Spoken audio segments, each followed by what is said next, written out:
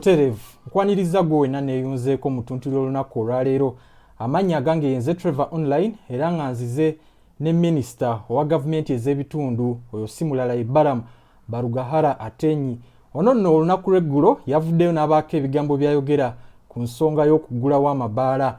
Tugenda bba tubigendamu byayogedde ebigambo bye naye era maaso awo ngenda kuba mbalaga akatambi engeri poliisi gye yakutte abenyigidde mu ttemu eryasse omuvubuka bambi kapiteeni wa ttiimu eya Sports Club Villa. Omuvubuka oyo yattibwa wiiki ewedde era poliisi y'e Katwe ekoze butaweera okulaba nga David Owori atafiira bwereere. So tuli mugezaako okulaba nti tukuleetera buli kigenda mu maaso mu ggwanga wabula gwe wenna nga gwe mulundi gwe ogusoose okulaba channel yange eno nja kusaba olikinge osubscribinge ate era otekeko akadde. So watali kutwala budde bulala bwonna ndowooza kantandike nono owa Villa Sports Club Villa David Owori eyattibwa wiiki ewedde. Ono nno abavubuka abaamutta lwabakeredde buli eyali mu ttemu eryo na buli muntu yenna alina akakwate ku bavubuka abo essaawa zino alira ku nsiko oluvannyuma lw'okubeera nti poliisi amakya g'olunaku olwaleero omuwendo gw'abantu gwe yakakwata bali 17. Basatu ku bano kuliko abatunda amasimu mu bitundu ebyenjawulo, abatunda amasimu amabbe. Waliwo abantu abeegumbulidde omuze gw'okutandikawo obuduuka n'obugiraasi obutunda amasimu amabbe. Abo poliisi y'e Katwe bali bubi nnyo okuviira ddala ndowooza omwaka guno nga gwakatandika ne gye buvuddeko omwezi oguwedde. Poliisi yagenda neerangirira nti oyo yenna eyabbibwako essimu nga ya iPhone agende agiclaiminge ku poliisi ey'e Katwe.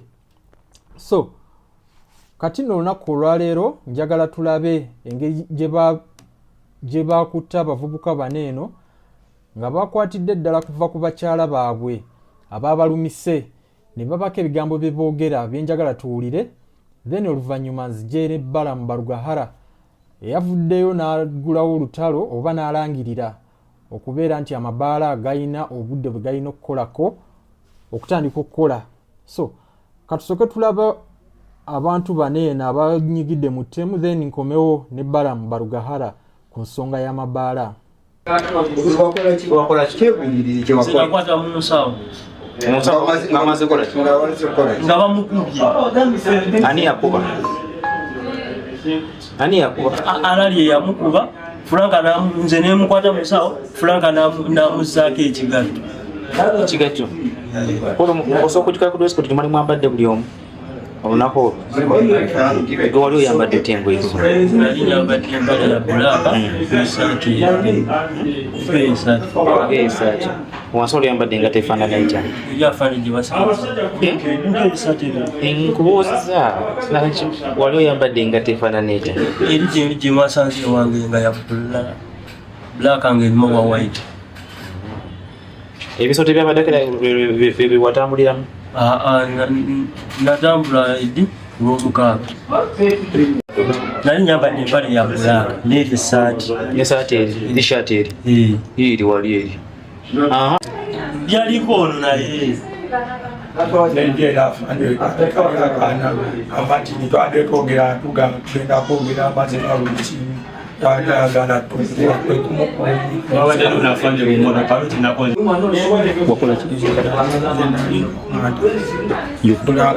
Yogera nnyo ono akuba omugere Franka nakwata ensawo alali yakule gwe ngamba ekikyo gwe wakola ki? nakyo saakwatako mu nsawo. Yakola ki? Yali bali mabega. Liga twali musanvu kati. Mwali wameka? Twali musanvu. Sawa mmeka? Sawa. Zaayawo musatu. Twakuwona. Ani? Olunaku lwali twakumeka? Bali bakubira okujjukira twasembolera ssente. Essimu bagitunda ssente mmeka? Simu sijjukira ssente ze bagitunda. Ali yagikasa.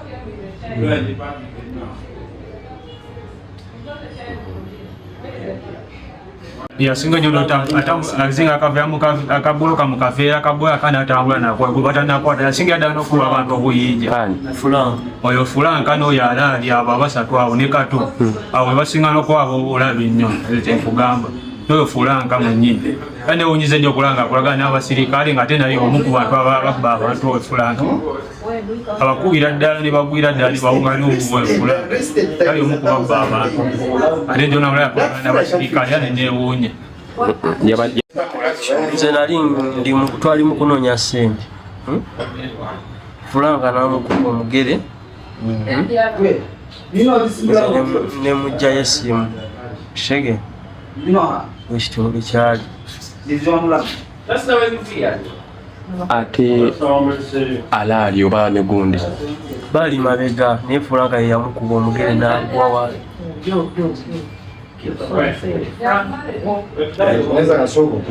Lamula mukazi wa Alafu. Mukazi gundi Alafu ati yajijawo ekwepa spray yajijawo ate onanga mengi omu bajimugawuka buli kyali kyafaani nze nadde ewaka Teke wano tuteeke ito tutera kuzaha tuyambala teka wansi nagunonye agomusayikulankaawo fanya goyo omusaayi gwavaawa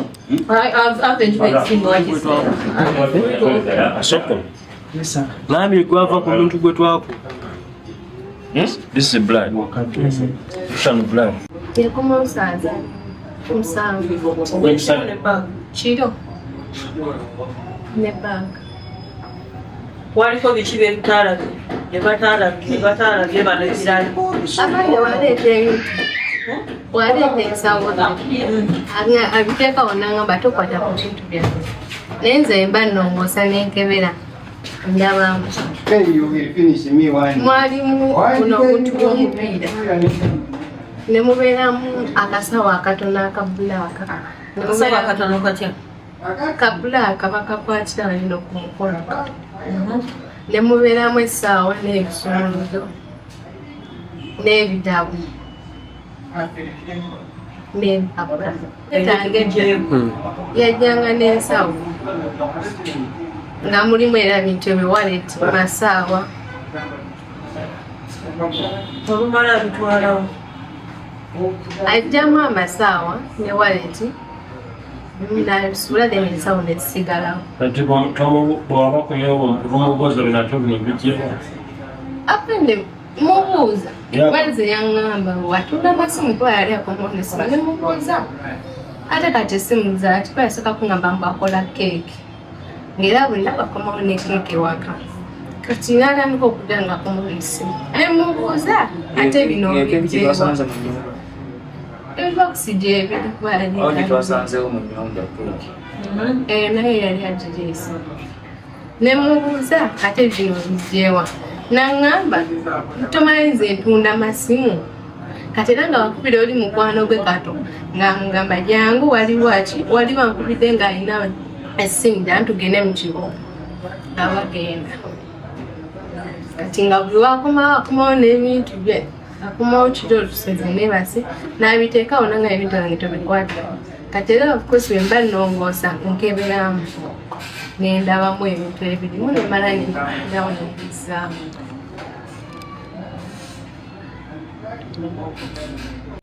kati nabiwirako osajjo ne mubuuza ate kati atanja oyo gwe bagambye yakoze eki eyafudde netuyomba n'okuyomba nagamba nze ninkwatako oli mukwano gange alayika yakola emisango nemugamba obaga amasimu ge mutunda gaba mabbe bangamba mu bantu begabaleetera nagamba nze simanyi nze nnoonya bunoonya ssente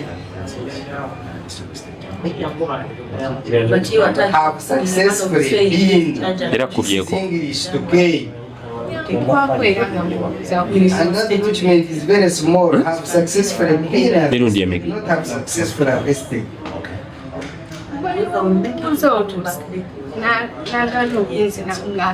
Take research. Put a stamp, take research, she signs. aide amukubamu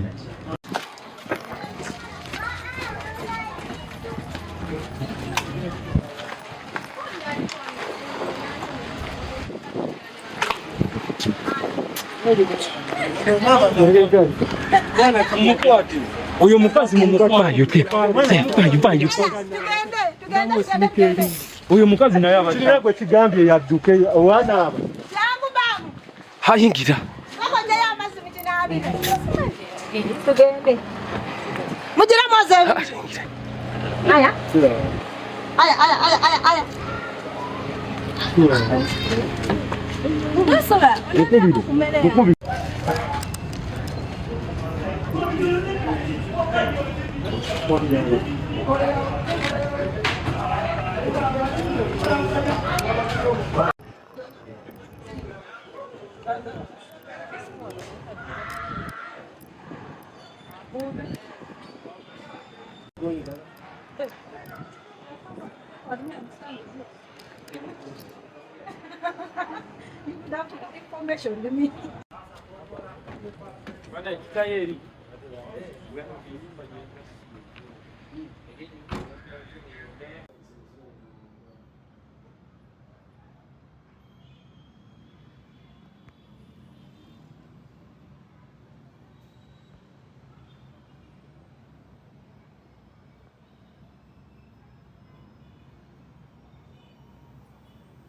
Say bien.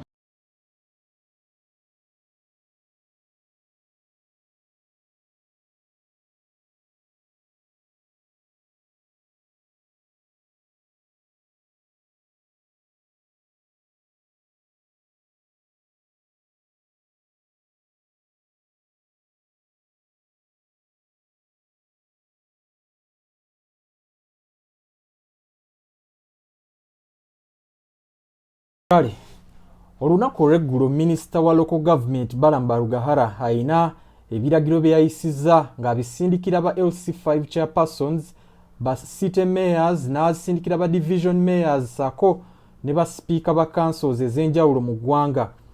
Yagenze n'ababimenyamenya era njala tutunulire kimu ku kimu ebimu tugenda biyita mu lukwakwayo lwa nsonga tebirina muzinzi guli awo eri gwe alaba vidiyo eno.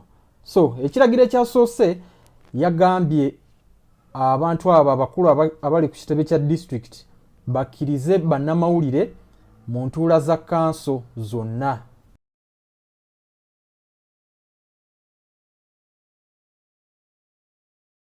Naye nga tetubitegeera ssente z'obutale ssente mpoozi eyo abantu babadde nga beerira nga bwe baayagala ssente z'okusoloza kasasiro nga munnaye abantu beegabira zitenda ate nga balala babikoleramu emivuyo. So buli kigenda maaso ku district tugenda kuba tukiraba olw'ensonga bagenda kuba bakkiriza buli munnamawulire ayagala okavalinga ajje akavalinge entuula za kanso. Ekyo kiragiro ekyasoose kye yayisiza olunaku olw'eggulo. Ekiragiro ekyokubiri yagambye display approved budgets on the main council notice board. Ababeere nga bayanja budget zonna ze bakkiriza nti we tuba tuyisiza budget ku district ey'okukola oluguudo tugiteeke ku notice board abantu bajje beerabireko kiyambeko okubeera nti ekitebe kya district kibeera kyerufu eri accountability. So ekyo kyekyabadde ekyokubiri ekiragiro kye yayisizza. Ekiragiro ekyokusatu Balaam Barugahara yayisizza ekiragiro ekyokubeera nti protect persons under 18 years from alcohol. Bakuume era bakugire abaana abato abatenneetuuka okuva eri omwenge. Kino ekiragiro yagambye kigenda eri abakozi ba Mabaala abalina obuduuka abalina obufu obunyweramu amalwa. Bw'ogenda ebweru w'ekibuga Kampala n'ebitundu ebiriraanyeewo ojja kukisanga nti abaana bato ddala banywera ddala omwenge. Baana myaka 9 myaka 8 obasanga banywa ate nga banywa n'abakulu nno kyekyewunyisa ddala. Mu malwa bo babaterawo ensuwa yaabwe ne banywa. Ekintu kino minisita yakiwakanyiza era n'akivumirira era n'akiwera era n'ateekawo nti oyo yenna anaasangibwa nga abuuse etteeka eryo wakuvunaanibwa. Ow'edduuka ow'ebbaala saako n'omuntu alinawo engeri yakafunda ng'otunda malwa oba ebintu byonna ebiri mu kkowa eryo yabalabudde. So ensonga eyokuna ekutta abantu mu babiro eriko debate olunaku olwaleero eyokubeera nti yaweze omwenge gw'okumakya. Balaam Barugahara yaweze omwenge gw'okumakya, teyaweze kugutunda kukka wabula n'okugunywa. Yagambye stop early morning alcohol consumption, mulekerawo okunywa omwenge gw'okumakya ogwo. Era n'atugamba local leaders should take the lead in discouraging early morning alcohol consumption and work with the security agencies and enforce teams to ensure that bars and alcohol outlets do not operate in a manner that encourages people to spend their mornings drinking instead of working. Abantu badde bagufudde muze okubeera nti banywa omwenge ku makya nga tebaagala kukola. Kino ekintu yakiweze era n'akiteekako paragraph endala. This is intended to address idleness, family problems and rising crime associated with excessive alcohol consumption in communities while promoting a productive and responsible population. Kino kigendereddwamu okulaba nti abajjawo ekyokubeera nti abantu beegumbulidde okubeera bakireereesi, idleness. Ekyo ekintu baagala kirwana, baagala kumenyawo ekintu ky'okubeera nti famire zirwanagana ng'eyita bw'eva ku mwenge. Okumenyawo obumenyi bw'amateeka, ekyo nakyo baagala kukiggyawo balabe nti abantu bavaamu omulamwa. So ensonga ey'okutaano era nayo yavuddeko nnyo debate okuviira ddala lwe yafulumye ey'okubeera nti yatugambye nti bars and marwa joints should open after 3 p.m. on working days. Balaam Barugahara, omuntu aludde mu industry ey'amasanyu, yavudde n'atutegeeza nti ebifo ebinywerawamu omwenge ssaako n'amalwa birina kuggulawo ssaawa 9 ez'emisana ku nnaku eza wiiki, Monday paka ku Friday. Kino ekintu simanyi butuufu bwakyo, gwali eyo oyinza otutangazaamu otubuulire ekirungi oba si kirungi. Osobola otuterawo mu comment section endowooza yo, naye nga zo ebifo ebinywerwamu tebijja kubeera nti bikola kuva ku ssaawa ezo ze birowooza paka ku ssaawa 9 mu nnaku za wiiki. Kino ekintu kitunnyonnyodde n'atutegeeza nti bars and alcohol outlets kiriwa bars, marwa joints and other alcohol selling establishments should not open before 3 p.m. on working days, subject to applicable national laws, licensing requirements and lawful local government regulations. Kino nno kitegeeza nti ebifo ebitunda omwenge tebirina kugulawo ssaawa ezo ze twogeddeko omwenda mu nnaku eza wiiki. Ekitali ekyo abakikoze ekyo abamenye etteeka eryo baakubeera nti bavunaanwa mu mateeka ga gavumenti agaliwo, bajja kubeera nti layisensi zaabwe zikwatibwako. Bayinza okurevokinga oba obutarenewinga layisensi yo ng'ebbaala. N'ekirala bayinza okuvunaanibwa mu mateeka aga gavumenti ez'ebitundu gebeetaddewo. So ekyo kyekyabadde ekyokutaano. Wetweyongera mu maaso n'ekyomukaaga ndowooza kikino, Enforcement Lawful Operating Hours Directive. Bars and alcohol outlets that repeatedly defy lawful operating hour directives should be closed, and appropriate enforcement action should be taken against persistent offenders in accordance with the law. Abanagezaako okubeera nti mumenye etteeka, amateeka gano gonna gafulumiza. Ndowooza mu Luganda tetulina nnyo njawulo ya mateeka na directives. Munansonyiwa okubeera nti ebyo mbitabudde, naye bino biragiro si mateeka. Ebiragiro bino oyo yenna anaabimenya wakuvunaanibwa. Oyo yenna anaabimenya omuddiriŋŋanwa ng'agufudde muze okubeera nti akolera mu bumenyi bw'amateeka, mu bumenyi bw'ebiragiro bino, wakakumujjootoka. So ensonga y'omusanvu oba ekiragiro ky'omusanvu kye yafulumiza, local governments should regulate the operating hours of betting companies within their respective jurisdiction in accordance with applicable laws and regulations. with the aim of protecting communities, particularly young people, from harmful practices associated with excessive betting. Kakati etteeka lino eddala lya Aleese ly'eryokuzannya zaala, ebiyumba bya zaala, betting companies fena tuzimanyi. Betting babateekako nnyo amateeka g'otalabanga. Teri muntu akkirizibwa kukola betting company mu distance, waliwo distance gye babawa. Tolina kuliraana ssomero, tolina kuliraana muzikiti, tolina kuliraana church. Abantu abo babateekako nnyo restrictions, obudde bwe balina okukoleramu, emisolo sako n'ebirala. Kino ekyokubeera nti regulate betting hours. Emipiira egimu gibayo na kiro. Jjukira abantu obwakapapula nga wobamanyi, omuntu asiba omupiira olumu gugenda mu maaso, olumu balina ke bayita cash out, omuntu alaba bagenda mukuba n'ajjayo ssente ze. Ebyo byonna alina okubeera nti yandibadde abiteeka mu consideration nga tannafulumya directive eno. Betting ali sensitive, betting ali addictive, era nzikiriza betting alina okubeera regulated nnyo.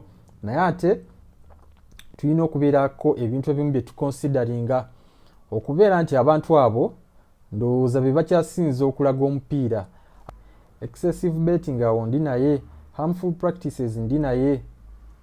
Butuufu abantu basussa, abamu bayita be bandikomye, abasinga obungi. So Balaam byebyo ebigambo bye yafulumiza olunaku kolweggulo. Osobola okutubuulira gwe kikyolowooza kubeera nti yafulumiza directives ezinayamba oba ezinagobererwa ku bitebe bya district ebyenjawulo